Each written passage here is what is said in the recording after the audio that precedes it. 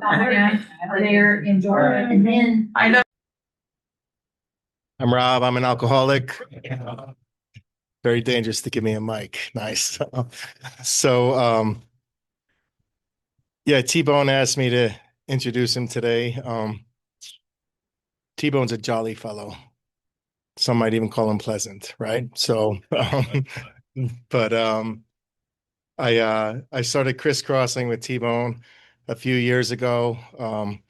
And I love that he, keeps an open mind. He's been in the club for 100+ years or something like this, a long time, and he's still learning. He's still um, going to meetings. He goes to the young people's meeting. That's pretty cool, right? Keeps it fresh, keeps it clean. Always, it's like a song. So he uh, um, he always brings a new perspective, and I enjoy that because this is a journey. We're all here to kind of, you know, keep learning from each other. So I wanted to do something unique to introduce him. He said he prepared a 2 hour speech today, and I told him a great program and a great meeting always starts on time and ends on time. Um, so I wanted to do something unique, and you guys will know what to do when I do this. All right. So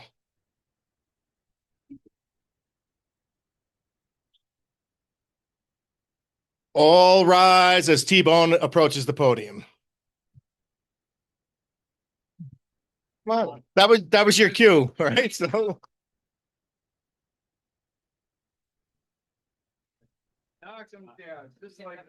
Just like performance art. Thank you guys. It's like Lydia Lunch.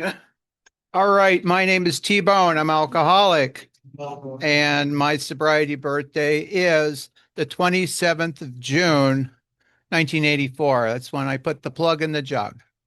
And the day I did that, I requested from my higher power that, you know, I know, I just tell, it's like I think, I'm going to tell you, I felt like the night before God was dealing with me. It's like, well, how bad do you want to get? Because the night before I was hungover trying to kill myself. And when I heard Nate, I was active in the program, by the way. And that's the thing, I was very active in this program, but under the surface, I got to say this. One of the real reasons I drink, these are the two big reasons I drink. A, I'm alcoholic and my body responds to alcohol a certain way, right? But B, I love drinking. And so if I want to drink, I'm going to be drinking. Our friend Levi says, when Levi wants a drink, Levi gets a drink. And he doesn't put it so politely either. But I get that. And that's how I say it too. Because when T-Bone wants a drink, T-Bone gets a drink. And I was like that up to the 27th of June, 1984. And that particular afternoon, I was ready to like really, I don't even know how to describe it. It wasn't even like a conscious thing. There's no way to describe it. It's just, but I could tell if there was a certain piece about, you know, I didn't want to drink anymore. I mean, this we did because we sincerely wanted to and were willing to make the effort. I mean, it's like, I felt like I arrived at that point. Is the best way to put it. And that night I went to the meeting and they asked me if I wanted to chair the meeting. I said, sure. So I did. I chaired the meeting with less than 24 hours of anything under my belt. And we had a great meeting. And so I was like, I got to take that. Well, it's a good beginning. But, you know, I want to say that, usually I would go on a big, long, like I personally, my thing with Drunkalogs, I'm going to keep it within 5 minutes. I don't think I'm going to time it or anything. I'll just keep it real short and sweet. And that way, I qualify for membership here. And I have to start, I'm not going to go through the throwing up stories or anything like that. I have in the past. And I mean, you really get it's a disgusting picture, but it's a real accurate picture of me drinking, which is, me slowly killing myself and possibly not so slowly. Because I mentioned that, I'll put it this way, it's like I used to talk about waking up, and I won't get descriptive or anything like that, but but just, you know, I can say I finished off with, for a nightcap, I finished off with a bottle of Riunite Lambrusco, like the whole bottle. And it was the whole bottle. I drank it down to the last drop. And I loved Riunite Lambrusco. I loved red wines. I still have the illusion in my soul that, I don't want to drink this, and it hasn't been made since the 90s, but I still believe that, that when I was a kid, we had this fine California wine called Ripple, and it's beautiful, great taste, and fits nicely in a little paper bag. And my dad used to pick it up like that at the liquor store because, and and then we used to bring it up. Our friends would come up from California, and they'd bring up Ripple by the case. It's like, I guess I could lead in by saying that I grew up in a family, like I say, a swimming pool in high school, swimming pool, a 2-car garage, and 3 stock liquor cabinets, and 5 cars. It's like about 2 of them or 3 of them are pickups, but still, it's like, I did not grow up, I would say poor. I did not know poverty, but, my parents were working class, like I lived in the proletarian paradise. My parents were working class people. My dad didn't get a high school diploma till I was like, I got somewhere in grade school, and he got his high school diploma, but he had already had a job that he worked at for many years, and he was able at the time to buy property, buy some land, and then build a house. So that was possible back then. And we got to know that. And so we got to know what it's like to have our own house and, the whole American dream, so we had, and today I look back at that life, and that's what I look at. It's the good. I don't look at I don't dwell on other things, but I look at the fact that we did have a really good life. And I know for a fact that having a rough life does not make somebody an alcoholic. The reason I'm alcoholic is because I have I have tetrahydroisoquinoline in my brain and THIQ. And, that's because of that, I have a natural allergy. And I know that because I'll give you some evidence to back that argument up, that I have it, I'm an alcoholic, a real alcoholic. First drink. Okay, we're going to start my nice house. You heard about the nice proletarian paradise, all this stuff. On my 9th birthday, it's November 11th, 1970. Well, my mom had made up some raspberry cordial. She was a nurse. My dad worked at the Bonner Mill, he was a lumber shipping supervisor. My mom was a nurse at the old St. Pat's Hospital that's since been replaced by the big Providence building out there. Well, anyway, she had these big glass IV jugs, because back then, this is 1970s, so they're still using glass. There's stuff from back then. Anyway, she brought some empties from home from work, and she made this raspberry cordial with vodka and fresh raspberries from our raspberry bush, so like, and I'll never forget, I had that first drink, and just that first drink, I felt that connection in my soul with what I was drinking. And I'll tell you, I wanted more from that first drink. And guess what my mom said? You only get one. And, we didn't get along up to that point, but we've been at war, ever since. I mean, we've, in the last 10 years, I think we've actually kind of marginalized. And you know what I've done too to help marginalize? I don't pick on her drinking either. So it's like, that seemed to help a lot. And, it's like, I don't make that my business. So I won't say where I got that one, but anyway, it's, but in fact, actually, I just talked to her a couple of days ago, and we got talking about some sort of very expensive scotch. It's like, the monies that would normally go to her sons when she passes is going into all that scotch. So she's going to live a while, and yeah, it's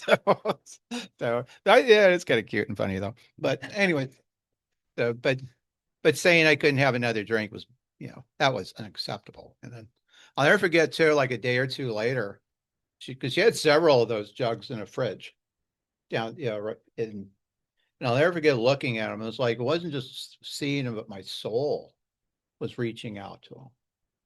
It was like my soul. It was like a real, you could call it spiritual if you want on some level, you know, like, I guess, you know, being demon possessed is a form of spirituality of some sort, but it's more on that level as far as I'm concerned. And, but you know, in retrospect, you know, just my soul is just ever since that first drink, because there was that physical, and, you know, I had that physical contact and then that connection to my soul with it. So it's, I didn't start drinking right away. But when I hit 13, I was see 9 years old. So about 4 years later, I, you know, didn't get a lot of alcohol between in that time period. I noticed like we did have some hard cider one time, and I noticed I did not like stopping at one drink.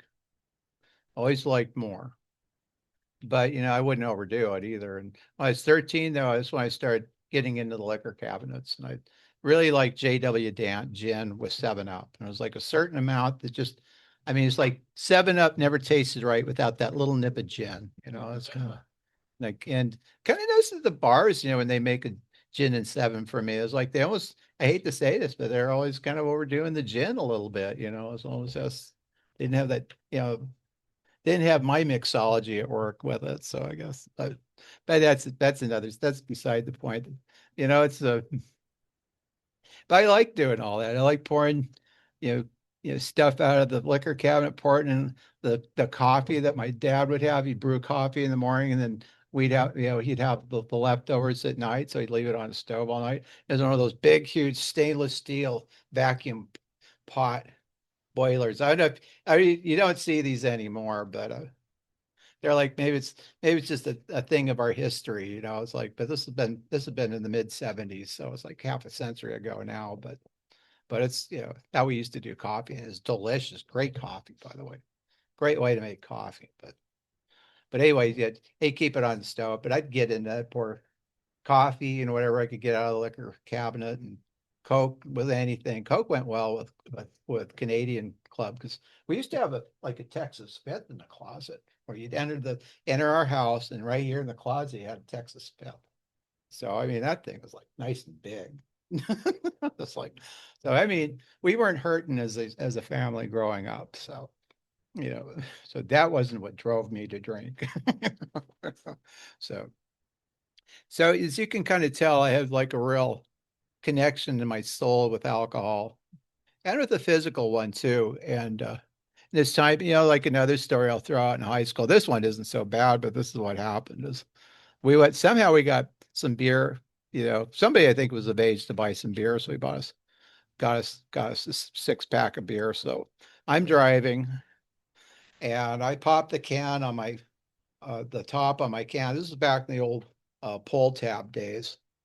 Well, anyway, one of the things people do back in the days, when they pull out their pull tabs, they put it in the can, you know, and theoretically it'll stay there while you drink it. Well, I was pouring my can of beer down my mouth while I was driving, and the pull tab went in my throat, and the beer went all over me.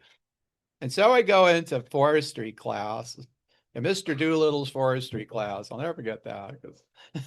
And I had to explain how the drinking fountain got weird with me.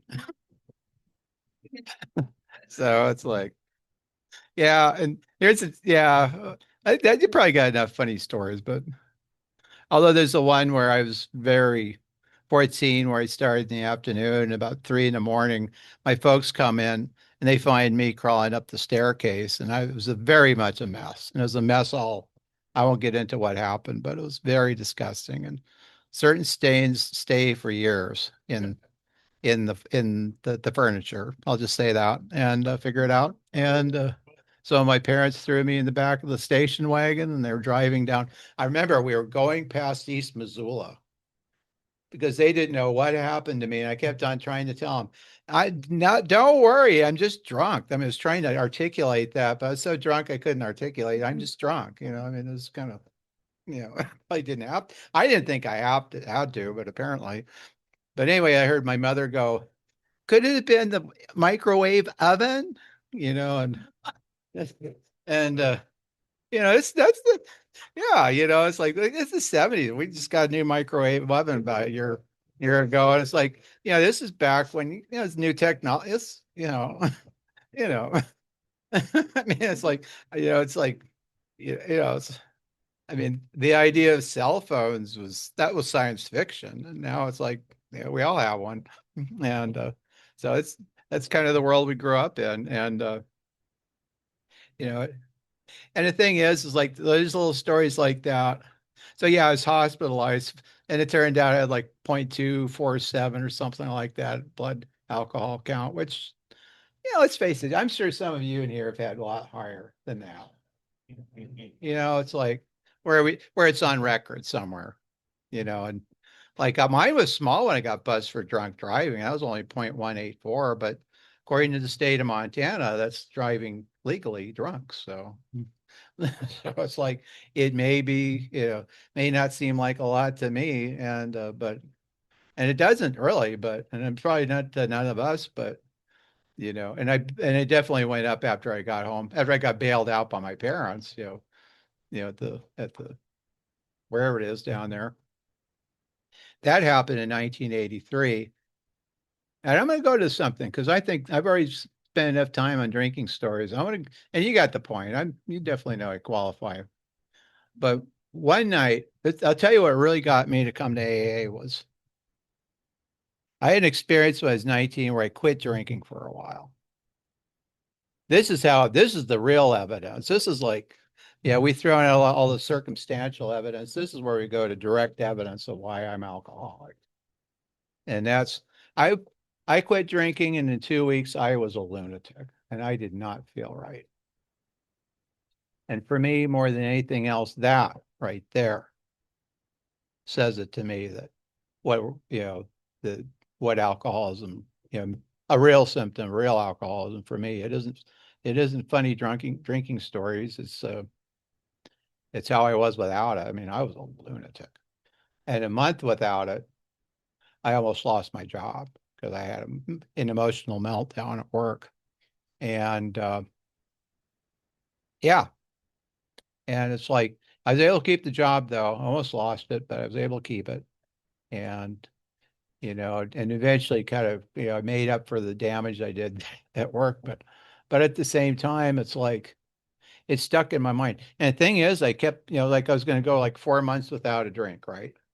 I was going to go from July to November. It was a test of wills, as a way to steal my exercise. It was an exercise in willpower, to strengthen an exercise of character, and yeah, I think today a non-alcoholic could do it for 4 years and just not like I went with drinking for 4 years without drinking for 4 years. There's no big deal, And me, I was a lunatic at 2 weeks and almost losing my job at a month, but I made it to my birthday without a drink. And then on my birthday, I had one shot of wild turkey. So I was like, well, I made it this far.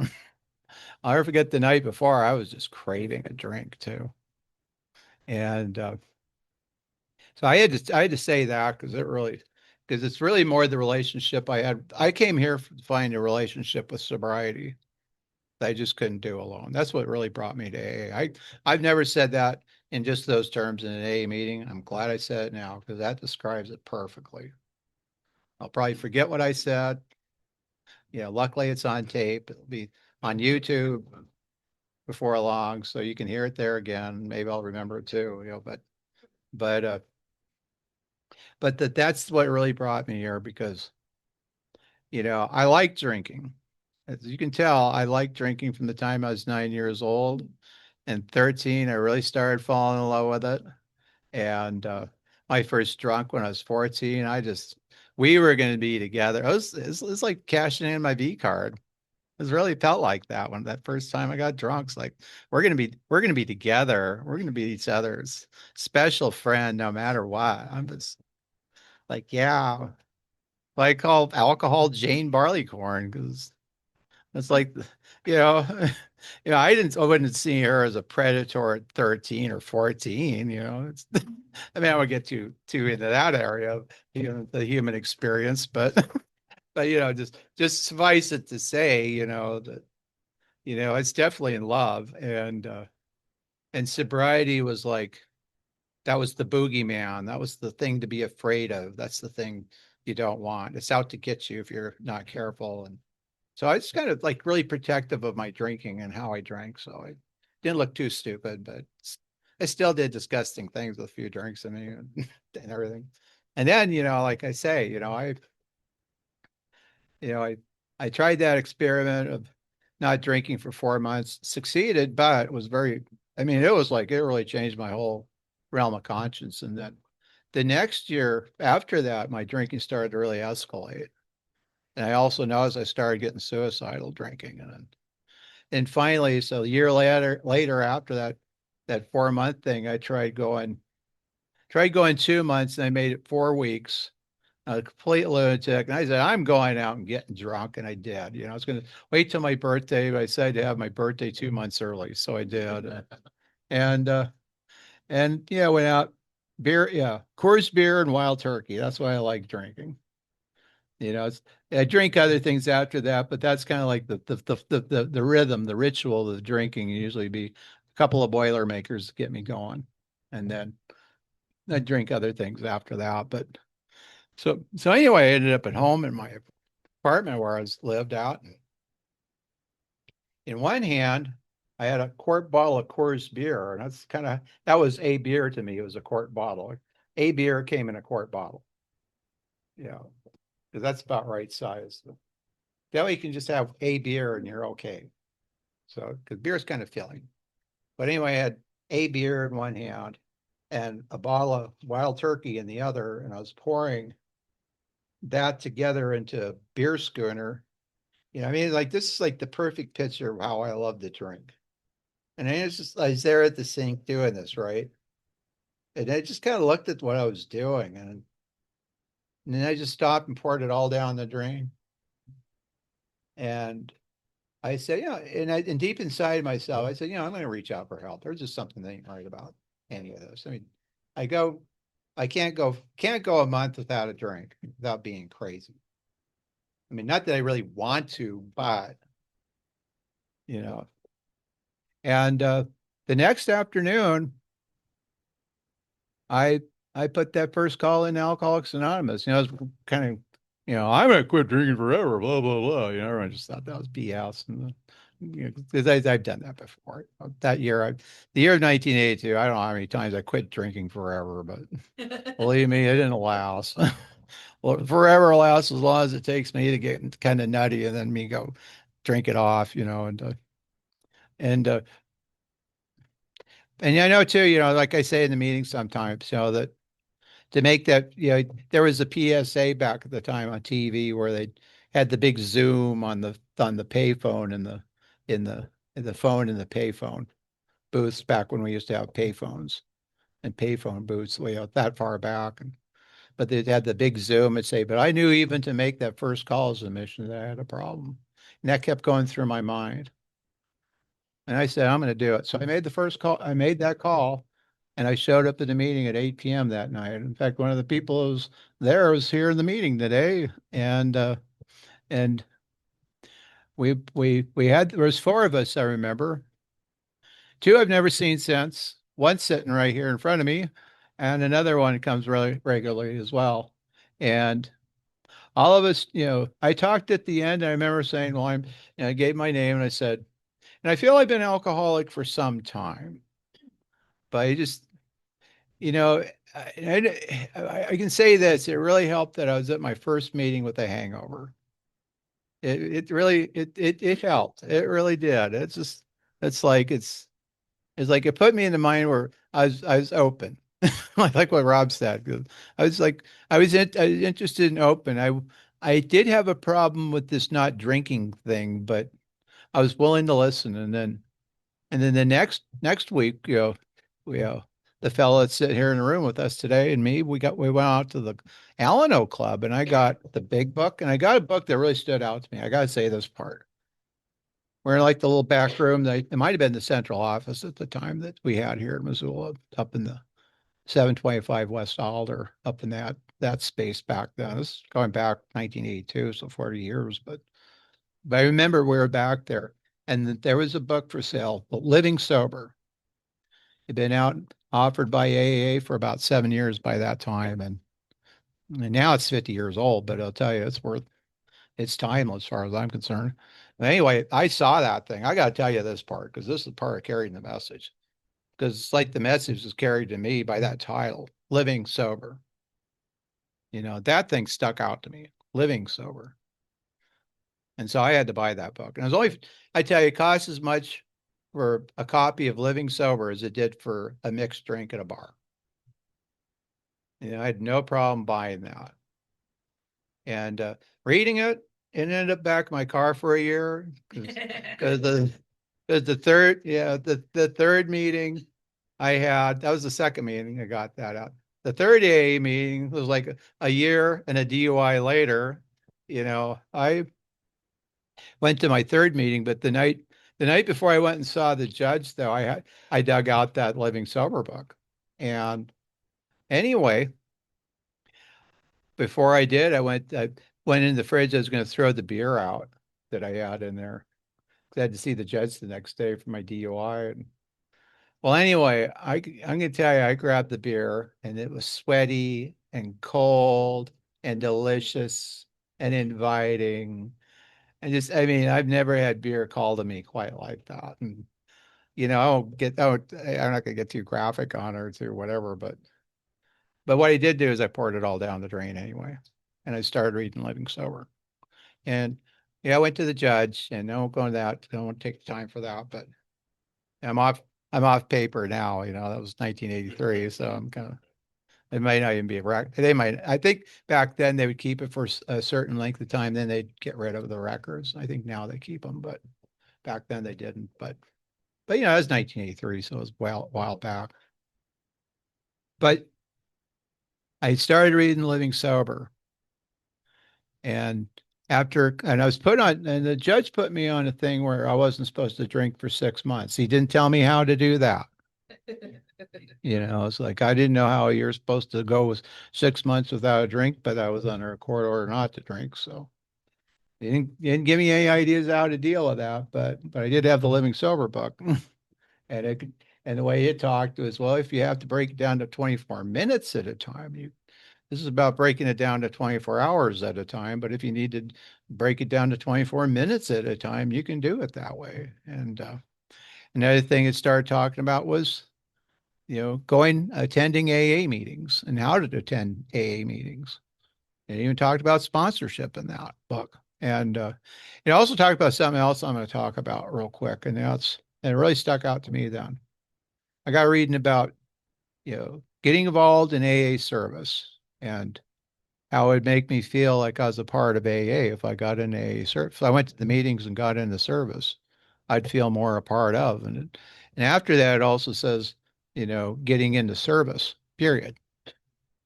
You know, and that could be like what another person in the room near me, we attend we're on the leadership team for the Heart of Missoula. You know, what are we? I can't remember what we are, but we are that though. And basically we're kind of our neighborhood's connection between the neighborhood and City Hall. So it's like, and so it's like I'm getting in that local service, that local public service. But I get that right out of the Living Sober. You know, like, you know, get into that, try that too. You know, just, you know, the big thing was to be active and get my mind active, get my body active, and just get my mind off at drinking. And I have to say, I mean, those are things I really like talking about in AA meetings. I mean, you know, I'm alcoholic by now, but how did I get sober? How did I put the plug? How did I deal with that problem with sobriety? That's the big thing. And basically, you know, I was doing this for several months because I got busted in November of 1983 and started coming to meetings in December of 83. Then about 2 weeks, I was going to meetings every day. And then this became a part of my life, was showing up at meetings, different meetings, asking questions, listening to different things I heard was, you know, like the, you know, the classic, how long do I have to keep going to these meetings? And they'd say, till you want to. I mean, that was their answer, till you want to, you know, you know, and it's like, eventually, you know, I started wanting to come to here because in one of the things I've heard people say, and this is a real true statement if you think about it. You know, other people have come from other parts of the country and said this very same thing, that one thing they noticed when they first start going to Alcoholics Anonymous and getting involved in the meetings here and in the life here is like, it's better than anything that's on television. And it really is. And it's like you get to participate in it too. You know, it's like living theater. It's like, you know, there's no the fourth wall is down and you can, you know, be a part of it. And and it is like live at the improv sometimes, you know, and it really is. And it feels like that. So um after I'd been here, what, about a year or so, you know, I actually had about 7 months without a drink. And that's when I started going to college. And you know, there was kind of a big thing back then, you know, put the plug, you know, was it get sober and go to college and let's go to school. You know, I forget how they said, there's like a little phrase people would say it. And it's basically what I started doing. I started my college experience and I felt to get into performing arts. And that's what I did. And I have a lot of happy memories from that.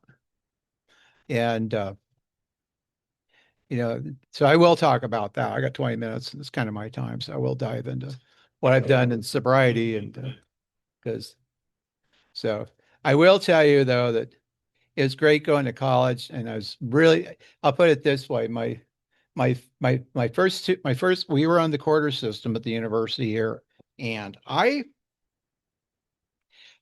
first art class, I got a lot out of it the first couple of weeks and that was just kind of gone from there. And of course I had to redo it 2 times to finally, you know, art class, you know, to finally get a C, but the acting class I got an A. And you know, it's kind of funny, like in my time of doing higher education here at the university, you know, the emotionally the greatest thrill I ever had, the greatest victory I ever had at the university was when I finally passed my intro to algebra with a C, you know, on the third time, you know, it's like finally, but yeah, I followed directions, worked with it every day, treated it like a foreign language, and was able to pass the final exam. So, and you know, it's like, but boy, so I'll never, I understand test anxiety now when I think of that, because it's kind of funny because I took the WPA for the seniors back about 2004. Well, anyway, this is what happened was all I did was the writer's proficiency assessment exam that all the seniors had to take at the time. So, I mean, to prove that you learned how to write, you know, in college, it's basically what you have to do before you graduate. And to prepare, I bought a blue book and sharpened some pencils. And when I showed up, I read the directions, took my time, and got a perfect grade on the thing. And when I did that, it was like, I mean, it was like without really even trying. And when I looked at that, it's like there weren't too many of those perfect grades, I can tell you that much. And the thing about that is, I saw that and I said, you know, you might as well just, you know, you are meant to be an author. And right now I do have a published novel, which I'm not going to sell it right here, but you know, I'm going to, yeah, but you know, I'm finishing up a short story now and I got a couple other projects on, you know, in the works right now as well too, you know, and it's like, you know, that's kind of where I'm geared. So, you know, and, you know, doing the performing arts stuff, you know, taught me to be able to come up here in front of a group of people and be able to talk and be able to communicate. Because that's really what acting all is.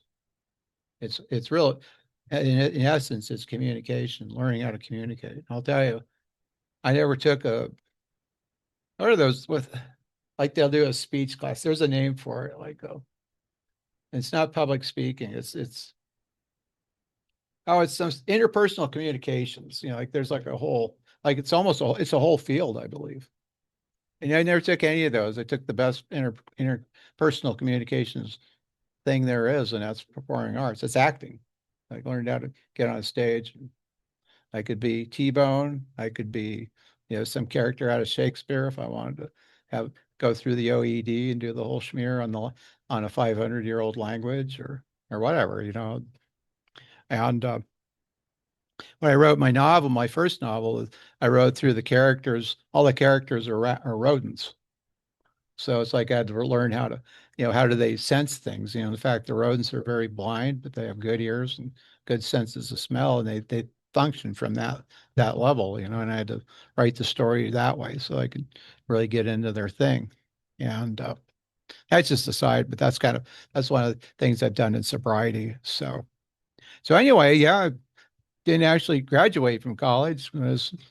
I got a lot of degrees there, got a lot of credits at college, but when it was 20 years ago now, I was like, I worked on campus and I was burned out from working on campus and burned out and doing school. So I say that did it. You know, I did very well on the WPA last year. So I'm going to go ahead and just drop college altogether, buy a new computer, and then I bought Final Draft software. And what it is it's screenwriting software. So I've written a couple of movies as well. And I actually like work. I like film. I like film as a storytelling thing.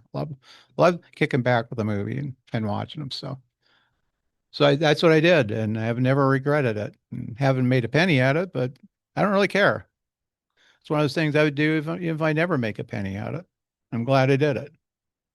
And it's that kind of freedom we get in sobriety that, whereas I'm going to go back to what I was like on a bar stool. And I got to tell you this story because this has to be told. And that's, Harold's Club, Montana on a Monday night, Tuesday night. Somehow the lights weren't set right. And they just kind of seemed gloomy in Harold's Club. I mean, normally Harold's Club just looks like a good old divey bar in the middle of nowhere in Montana, you know. But this particular night, is just the lighting was off and just didn't seem right. And there was like two guys at the end of the bar. And what I felt was a sense of disconnection with the rest of the world, with everybody and everybody. And I would always say a disconnection with myself, perhaps. Maybe I didn't put it in those terms, but I'll tell you, like I knew that, how I would define loneliness. And the thing I got to say about that is, so anyway, the weekend shows up, a couple days later. It's Friday night down at Harold's. They got the lights on. Great.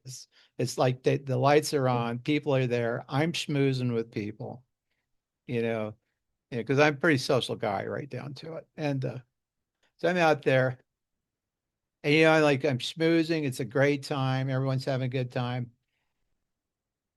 I still felt that same feeling in me, that loneliness. But at the same time, I was able to interact with people, at least I had an audience. So, so I was good, and I had to run out to work anyway. So I wasn't going to get drunk and, and lose the audience, because there's a couple of times I always got beat up at Harold's Club just for the things I'd say. Cause I've become very honest in how I felt about certain people I knew from down there. And they just seemed, it's like, I kind of grew up in a world where it's like you had to back up your words with your fists. And, it turns out I just wasn't that physically strong next to other people. And I don't know why, but anyway, it's like, so anyway, yeah, and that's why in sobriety I've saved my nose and I've literally saved my face, like literally, because my nose isn't broken because I came into here. Yeah, I neither killed myself nor did I get punched out. Even though I do believe that's why I believe in a God and angels because of that. Because I didn't get punched out and I came very close. And I remember Ron, never forget, Ron was the bartender, but his brother Terry. I remember telling him Terry about his dear friend, my middle brother, who I never had a good relationship with. The way he really thought of him. I remember I was like, it was like I said, I gotta tell you this tricky story because you got to hear this one. So anyway, it's St. Patty's Day, 1982, and I'm heading off to Butte, America. And I make it as far as Harold's Club, and I'm not even safe there. And thank God I went that far. But anyway, so I'm talking to Terry. I won't say his last name, and he passed away some years ago. But so I tell him what I really think of my middle brother, and he goes, "Well, I ought to just smack you," is what his response was. And all of a sudden, I had to tune into the Like, I don't know if you guys ever watched professional wrestling. If you ever knew who Maniac Mark Lewin was, I mean, he got in this thing where he was get into the snake power, but he was my favorite wrestler of all because he was just so whacked out. It's just so great. Such great showmanship. But it's like, you know, yeah, but anyway, so I got into the serpentine thing, kind of slithered away from Terry, but and it's always kind of attributed me not getting beat up in the bars from the snake power from within, but so it's like because that's why I was operating on when drinking was serpent power. And yeah, so it's like yeah, you had to hear that. I mean, I don't think I've talked about that in decades, and people need to hear that. That's too funny. And so anyway, but sober, I was driving along one day. I gotta say, end it with this. The Terry thing is this. The Terry end thing is. So I'm driving along right down Brook Street by Stevens Avenue when I'm sober, and he sees me. He waves at me. He's real friendly, and I wave at him. And my brother talked about my sobriety because he was the bartender. He was just in love with the fact that I was sober. He told me one night, it was the night that we, had the memorial for our grandmother in 1986. She passed away in 1986. He said, you're watching you drink was like watching our father. You just like be pouring it down your throat, just like water, and it's like, it's like he was frightened by it. It was intimidating for him to watch, to me, it just seemed like the thing to do, It seemed right to me, but yeah, it's really interesting he said that because he was very supportive of it. And I remember mouthing off to him one night leaving the bar. I was just telling that saying things to his friend Terry. I started saying them to him, but he didn't, didn't get, but he did kind of let it know that, I was definitely had a problem with drinking, and of course, this is where this is where I resolved my problem with sobriety. My solution for drinking is get drunk or just stay drunk. My solution to sobriety, has been, I can't do it alone. I need that connection. And that's why I want to go back with the thing about, I got 10 minutes, 5 minutes. I got enough time. My thing is, like where I'm at right now, it's 2025, 63 years old. As you can see, I'm wearing a shirt with Bill Wilson. I got this down Wacky Paw in Denver earlier this year. And it had been, I think, either Oakland or Denver had been selling them. And it might have been one of the last of the shirts from Denver. But the next one I got from the crew that's putting on the next Western Area Conference of Young People in AA, which will be in Reno at the end of January. And right now, one of the things I do for AA services, I'm active with the advisory council for Western Area Conference of Young People in AA, which is what Wacky Paw stands for. So the 27th one will be down in Reno. The 24th was here in Missoula back in 2022, and I was the general service liaison when we put that on.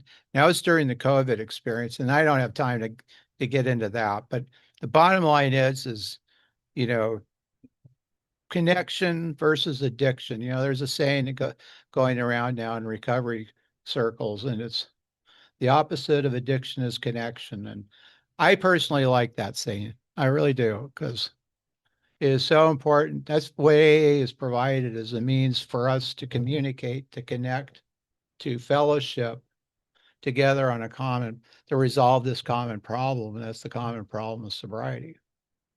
Because a lot of the problem with sobriety is just us, drinking. We just get so isolated inside. And so alcohol just disconnects us from the rest of the world. And that's why I brought up that one thing about sitting in the bar, feeling so alone. And then a couple of days later, being, schmoozing with everyone, but really deep down inside, still feeling that same sense of loneliness. And because and I'm not gonna. I won't get too much in the WIPO experience, but I will say this: at 6, I got sober at 22, and I feel like that wasn't just for me. That's that's a part, this whole thing for me is carrying this message. And a big part of the message from me is I did get sober at a young age, and frankly, I don't regret it for a second. Not everyone does, but but the bottom line was get it now. That's what I felt like that last night of drinking at Harold's Club, June 26th, 1984, and I showed up. I was done drinking again. I just been in the men's meeting, left the Missoula group, was going right in the old bar, and I was ready to stay drunk no matter what. And that's what I really felt sitting on the bar was like, get this now. Because when I was sitting on the bar, I had the loudest AA. I had my last AA meeting of the night and it was up here in my head. And it's me sitting on a bar with a beer in my hand, some bourbon in my belt, under my belt. And that's the last night I drank. And so it's like I've talked about sobriety, talked about the problem of sobriety being resolved. And now sobriety to me is one of the great joys of my life. Earlier this morning, I was working and I swamped the Rhino Bar. And they have all their alcohol there to me is merchandise. Their merchandise. I don't touch any of that. I leave it alone because that's the way I am on the inside today. And I want to be that way. And it's there for me. I am that way. And they love me. They trust me. They're looking for somebody they could depend on, and they've have that today. And that's not to brag me up. It's just to say, that's what sobriety has done for me being here and being sober is I can clean a bar and their alcohol is safe. I was 16 years old. I was stealing my parents' alcohol all the time. Their alcohol was never safe for me. And so it's like, that's a part of what I wanted to throw out while I got about a minute or just a second or so here, because I get that. And that goes back to the fact of being a part of this and being connected with people here. And probably will go ahead and wrap it up. It's about that time. I started young. Not everyone does. Not everyone has to, but I started where I was at, and my life depends on this, but I've gotten a life back. May not be the life I anticipated, but at least I have it. I mean, and all the basics are there. Like I have a roof over my head myself today. I have I have my own potty that I don't have to share with anyone. That's kind of nice. It really is. I mean, it's like I spent some time in sobriety being homeless, and that does happen. I want to throw that out. A lot of good things happen in sobriety, but life does happen, including homelessness, and that does happen. And I was homeless for several months back about 15 years ago, and so that can't happen. But I stayed very active in AA during it, and I was able to eventually, get a place and resolve that. So I've been through 2 heart surgeries in sobriety. They weren't my first 2 either. Or the other 2. The first 2 I had as a child, and the 2 I had as a sober adult, are the ones that I went through really easily because I knew how to do it. And and I've also known it's like to have good physical health too in sobriety. Or I used to clean the gym on campus, and I used to work out there before I go to work at night. And I'll tell you, if you've ever had major medical problems and then you get into physical activity, you'll know what really appreciating good health is. And so with that, I think I'll just go ahead and wrap it up. It's almost the end anyway. So I think I've carried this message, and that's the important thing. That's what this is all about. It wasn't about me really. It's just what 41 years that I have in my life. Let's go, Rob. I'm